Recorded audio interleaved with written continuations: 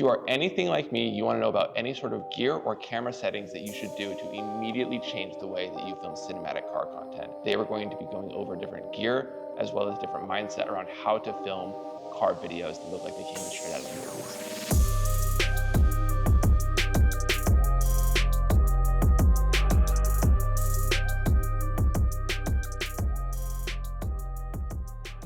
So the first thing that I want to get into is the different methods that are out there for car videos. I've seen people that we've all seen it, that like have the harness system and they'll like strap themselves into the back of a car and they'll like open up their trunk. That's one way to film like rollers if you want to go that route. There's also obviously the Tilta Hydra Alien Pro, which is the one that we utilize. And then they have, I think it's called like the Tilta something or other cool thing with the arm. It's like on the top of your roof rack. You know what I mean? Have you seen that one? Yeah, the crane? Yeah, the crane, the crane. Yeah. That's by far probably the best option. Is it street legal? I have no clue. Right. It's also like $12,000 or something. Well, compare it to hanging out of the back of the car harness. Right. It's like, so it depends on like the level, I guess. If you're just trying to film like Instagram Reels and stuff, obviously you don't have to like get a crane or anything like that. But and there's definitely tools, and you're going to talk about like the Osmo Pocket and all that. Those tools that are fantastic for car videos. I think that of all the different options that are out there, you have to consider who it is that you're trying to entertain with these videos. Are you just looking to post it on Instagram, Facebook, and get like accolades from like friends and family? Or are you trying to do this on like a large scale set? Production level? You know, have you been hired by a company to go out there and make something that's really cool? Do you need a team? Does it need a driver?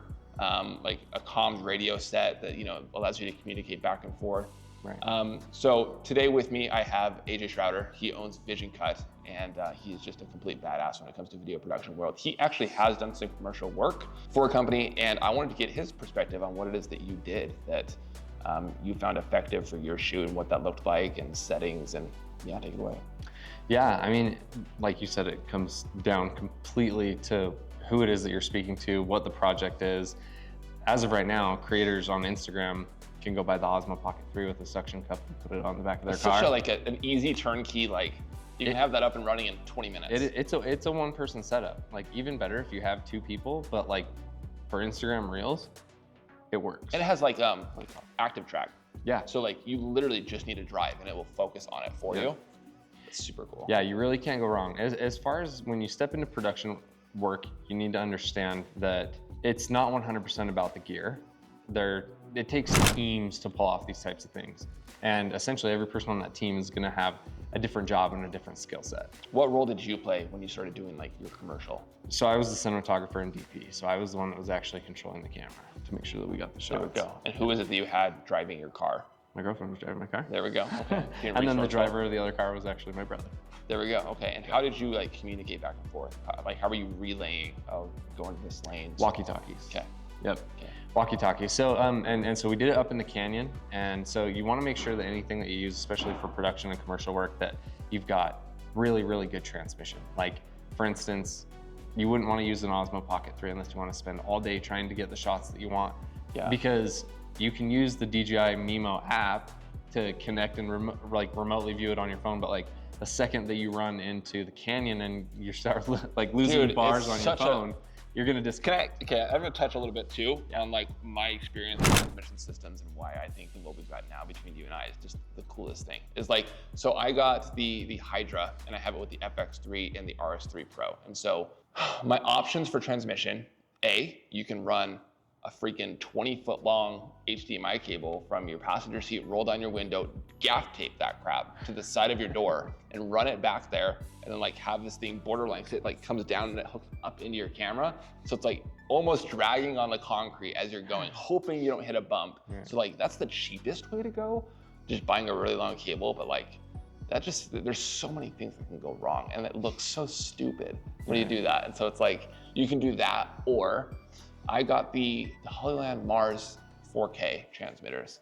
Those ran like $7.99. And those are great tools. Right. Those are great transmitters. Like when you look at what's available on the market for the price, Hollyland, in my opinion, is the way to go. Most of the B-roll that you guys are gonna see up on screen for this video actually was filmed with the Hollyland Mars 4K transmitters. Like they do really well, but each of them requires their own NPF style battery, and you gotta pair the two transmitters together And it's just, there's a lot of like little like nuances to that you have to like play into. Like I can't film near hospitals. We found that out the other day because like the radio frequency in the air just makes like I can't see my image if I'm close to a hospital. Well, and also take into consideration how many more pieces of gear, how many more pieces of equipment that you have to set up. Right. If you're trying to get into that too, trying to get golden hour, like for instance, we're up in the canyon, the sun is going behind the mountains. Yep, we faced that the other day. Extremely quick. Extremely quick. And so like if our shoot is like we want to be rolling by 6 o'clock, I am there at 5:15, making sure all 19 trillion devices are talking to each other and hoping none of them pick up. So it wasn't until recently that like you and I kind of like, we set up the 4D, the Ronin 4D with the DJI transmission system, the high bright screen, blah, blah, blah. And it blew me away because I sat there like, dude, we just shaved off like a half hour of what this usually is. Because like, it was so turnkey, it took less than 10 minutes. And I was like, that's what you paid for with the transmission system, is so much more convenience on set. Yeah, time. That time savings is, in my opinion, well worth the $2,300 to $2,500 extra for the DJI transmission system. I was surprised to find out that when I bought the DJI transmission system that it didn't pair with the 4D automatically. It came with a transmitter that helped you connect to any other camera, your Sony cameras, but it didn't connect to the 4D. You have to buy another adapter. You have to buy another transmitter. Jeez. And I know that like there's a lot of people on Reels too, that, like you'll see with like the Xbox controller and they've got the Atomos like suction cup to the thing. Guys, I've tried that. I've had a PS4 controller, I've had an Xbox 360 controller, I've had an Xbox 360 Elite controller. Everyone says they're doing it from shotgun. I have the best iPhone, like it's all the way up to date, the RS3 Pro, it's like new within the last 2 months. I cannot hold a connection with that controller, even sitting in the trunk. I don't know how people are doing it. So if you know someone, put it in the comments below, but like it's either a transmission system or the DJI one. In my opinion, people are getting shots in the very limited time before they're losing transmission. Yep. And you're having to get a lot more footage, and a lot more footage is unusable. And then you're pulling out your lucky shots. What have you found to be like the perfect focal length for doing rollers? Oh, we discussed this earlier. Yep. And like 35 millimeter, I think is plenty wide. Yep. It allows your subject to get closer to the vehicle, do takeovers and things like that. I think 35 millimeter is really where it's at.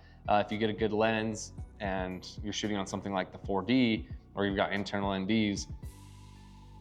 Oh, that's actually another topic to talk about too, is like, you have to be able to get a system that allows you to change your settings on the fly. Because if you're shooting in golden hour, like we were just saying, the sun is going down minute by minute, and so is your exposure. And so you can't just like set your VND or whatever it is to like, and then just start driving and banking on the lighting conditions to stay the same for a half hour. You have to be able to change those settings from inside of the car.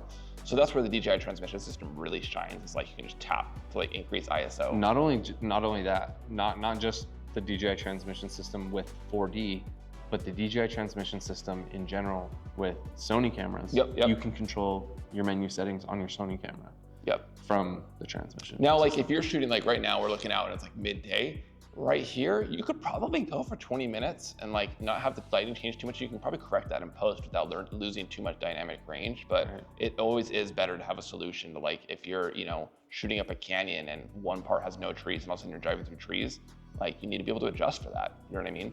So that's been a big deal. From my experience when it comes to the world of focusing, I've always used autofocus center point, just because generally my subject is like right there in the middle. And I've found, especially with like filming rollers of like bikes on the freeway, it's like sometimes they'll go in and out of different lanes, and I don't want to worry personally, this is just me, of like pulling manual focus as well as worrying about composition. That's too many things for my brain at once. Right. But I know that if you have a team and you're like on an actual production set, that's probably the way they're going to run it. Right. Just because there's more capability. But if you're a one-man band, then yeah, rollers take teams. Absolutely, they do. Yeah. At minimum of 3 people driving subject car, driving other car, unless you have an Osmo, and then the person operating the transmission system.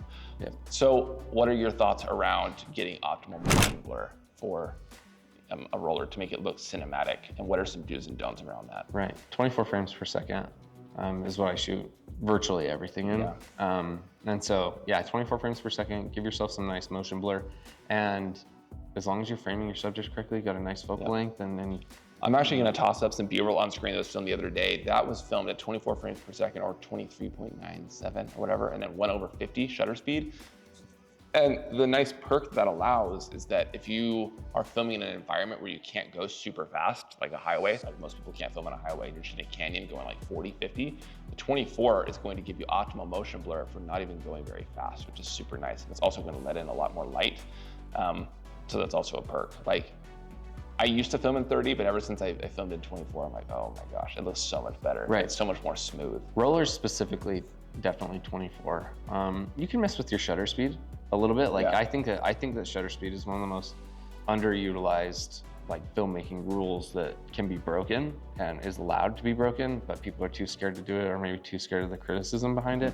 But yeah, if like you're doing like a car chase scene, motion blur is great, but also like that really like sharp. When I first started doing rollers, and one thing I just want to like caution people about is like I had my camera in auto before I knew the settings, and so it was like well over what it should be for like the 180-degree shutter rule, and it looked so choppy, and I didn't get any blur. And you're taking away from the reason why choppy is bad.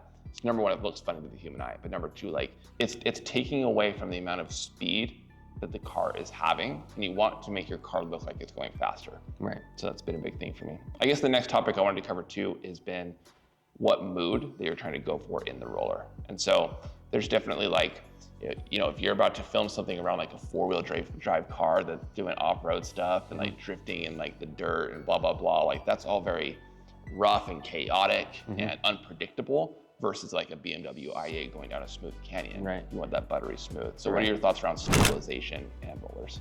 Honestly, I'm gonna go back to shutter speed. Yeah. Because like, let's say you have an off-road vehicle and you want to catch those pieces of mud or dirt that are kicking up in a different way, you're gonna want a higher shutter speed in order to do that, or else everything's just gonna get blurred out. Right. We want to be able to see. Sometimes we see want the to pay individual granules of sand or whatever it is getting kicked up. Right. So sometimes we want to see those finer details, and then that's where stability really comes into play. We want to make sure that stability is at its peak, because we don't want unnecessary camera shake when we're trying to pay attention to detail, if that makes sense. So I think there's a little bit of a balance in that too, because like I think it would look weird to show like an ATV or side by side, like out rock crawling or drifting in the mud in a silky smooth shot. I personally, stylistically, I like seeing a little bit of like movement in the camera to show how chaotic that scene is, but not so much that it's like I can't see the subject because you're shaking the camera so much. Yeah. You know what I mean? Yeah, exactly. Yeah, too much camera movement. I think that's a mistake that a lot of beginner filmmakers, beginner videographers make, is you go for camera movement, but your shutter speed is too low, and you've got a ton of motion blur, and your subject almost looks too dreamy. Yeah. Like even like I just wish that I would be able to see the subject a little bit more. Like and you can achieve that by messing with your shutter speed. That's totally a style preference. There's a lot of people that really disagree with that, but personally. So one thing too that I want to like bring awareness to is like the type of shots that you're getting. I think that I really struggled in the beginning with only getting tight shots of like freaking the front of the car to the back of the car, not much space on the edge of the frame to show the environment that they're in. And those are cool for like 20% of your roller, but like you should get shots where, you know, the frame is this big and the car's only here, because I want to see the mountains, man. I want to see the snow on the top of them and the trees in the background, and still have like the lanes act as a leading line to the actual thing. I want to see where you are. That speaks to the type of video that you're doing. So if you're doing a mix of like wides with a ton of blur, some tights, maybe some shots of like calipers, like a mix of all of those things. Yeah. So what type of shots did you implement in what you did commercially? Yeah, I mean, for our establishing shots, so we went and shot up at the Alpine Loop of Provo Canyon, or American Fork Canyon. I can't remember. So pretty. That video was so good. Yeah, so for our establishing shots, we used drone shots, which were insane because the leaves were changing, and it was just amazing. And once you got up to the top, like the clouds were just sitting on top of the trees, so you could see the colors of the leaves poking through the clouds. Yeah. Like it almost looked like the clouds were lit up with. You're immediately putting your audience in the scene of like, where it is that you are and what type of mood you're trying to play into. When you were doing commercial work, did you guys have a mood that you were trying to establish that you wanted the video to convey before you even started? I mean, yeah, we totally went with luxury, which is funny because it was for Mazda, and when you think of Mazda, you don't necessarily think luxury, but they came out with a luxury SUV, and so Yeah, we went with dark, sleek, and there's this one of my favorite shots in the ad, or at least in my version of the ad, that like we'll see what variation they picked, but was the shot where I'm pointing the camera out of the window, and you see the trees passing by, but you see these like big rocky gray mountains in the background. So those are other establishing shots. Like you can use a wide shot and you can have your subject in the shot, but your other establishing shots can have nothing to do with the subject whatsoever. Yeah, I actually think that's amazing because it pulls, because like whenever I do montage videos of like drift events or like just events in general, like getting shots of the thing that isn't that thing sometimes enhances those other shots. Like if you use slow motion in video, for instance, 10% of the time, that shot's gonna stick out that much more. 100%. And so like if you're like driving a fast car in a roller or like a cinematic car video, and all of a sudden it's like, boom, shot of an eagle sitting on a log. And then the next shot is the car flying by. It's like, thank you. It just gave me so much context of where you are, and it broke it up from car shot, car shot, car shot, car shot. Right. Yeah, it's interesting how you can tell stories. Like if even like when you go into sound design, like sound design. I love sound design, bro. Sound design with rollers and car videos is huge. Like, and it's funny how you can integrate so many different things. So on that topic then, how is it that you do sound design, or did you do it for that commercial video, and like what was some of the equipment you used around that? Yeah, so a lot of the sound design in that had everything to do with its environment. So it actually had much less to do with the car. It's a luxury SUV, so we don't have this, Lambo engine. Like we don't have this V12, or we don't have these huge. It's a Mazda. Yeah, so it's like, and it's a hybrid. It's a V8 hybrid, I think. Like so it's so funny that so most of our sound design in that was wind, trees, like maybe whooshes. Yeah. Maybe like birds chirping, like leaves rubbing against. I'm not sure what specifically. Like if I were to do that video, those are sounds that I would pull. Right. I've seen a lot of like people in this space too, Ethan Adams, and a few other like commercial videographers that like do a lot of automotive and are well known for it. They will straight up gaff tape lav mics or Kev Visuals, the gaff tape lav mics to like sports cars, and like make sure that your sound isn't clipping, obviously, and then just have them run the roller, and then they'll like pull the sounds in post. So it's like good luck finding like I do it sometimes, but like pulling a YouTube video and hoping they don't have music, and like then you've got licensing issues and you're not using your sounds, you know what I mean? So just like get creative, mount the mic somewhere that like is going to be able to pull good sound that's not clipping. Yep. What did you do as far as like the color grade for that commercial thing? I know that for me, when I do my rollers, they're targeted towards social media, and what I've noticed is very attractive on social media is very contrasty. You're pushing the saturation quite a bit, good motion blur with like a trending sound for like 15 seconds. But did you go for a different mood when you did this commercially? Deep blacks, but I wanted my colors to pop.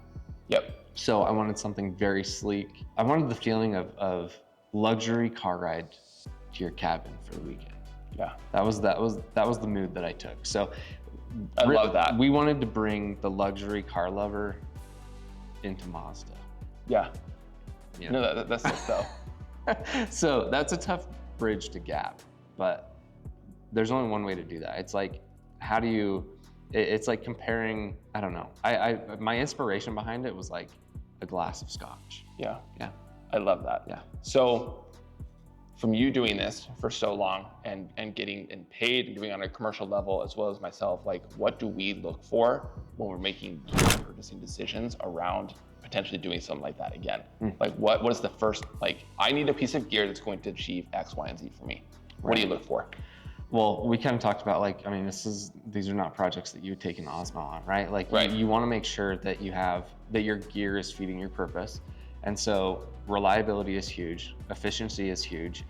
100%, if we wouldn't have used gear that saved us time, we wouldn't have gotten the shots that we need. Eliminating creative friction. Exactly. So in that sense, you've really got to balance when you start to make content towards a audience or towards a client that you want to obtain, you are going to need to take those things into consideration when you take on bigger projects, because there is a first time for everything. There's a first time that you take on a project. All of us that have made money in this business, if you're just starting out and you just got paid for your first video, we've all had the feeling of like, this is new, but I'm saying yes. Yep. You know, so Yep. it's like you still take it on because you want the experience, you know that you'll deliver, but it can be a scary thing. So Right. set yourself up for success. With gear that you know you can fall back on. Right. And you know, renting gear and purchasing gear or partnering up with people that have gear, there's a whole bunch of different dynamics. There's more than one way Yeah. to skin a cat, right? But yeah, if I'm speaking specifically to people that are gonna buy gear, definitely shoot content for the type of client that you're trying to obtain. That way, your ecosystem grows with your client work. I love that. I love that so much. So if you guys want to learn any more about some of the gear that we're using, I'm going to go ahead and leave links in the description below. But if you guys want to know anything more from him, as well as myself about the automotive videography space, what you can expect, and maybe some specific questions, go ahead and leave those in the comments below. Until then, guys, thanks for listening and stay creative.